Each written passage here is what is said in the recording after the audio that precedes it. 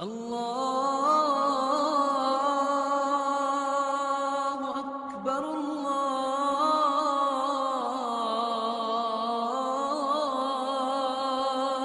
اکبر۔ آپ صلی اللہ علیہ وسلم نے فرمایا، میرے صحابہ میں 3 چیزوں پہ قسم اٹھاتا ہوں، 3 چیزوں پہ میں قسم اٹھاتا ہوں۔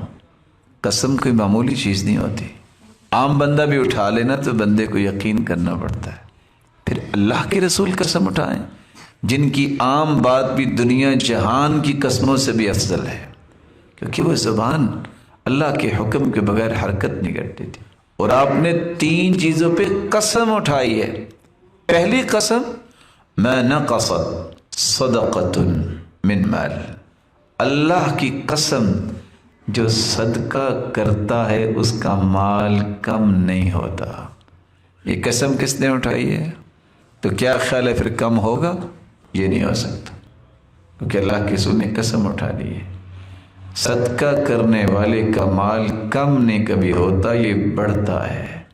دوسری قسم، وَلَا عَفَى رَجُلٌ عَنْ مَظْلَمَةٍ ظُلِمَهَا إِلَّا زَادَهُ اللَّهُ عِزًّا، میں قسم اٹھاتا ہوں جس کے ساتھ کوئی ظلم و زیادتی کرے وہ اللہ کو راضی کرنے کے لیے معاف کر دے، اللہ اسے کبھی ذلیل نہیں کرتے، عزت ہی دیتے۔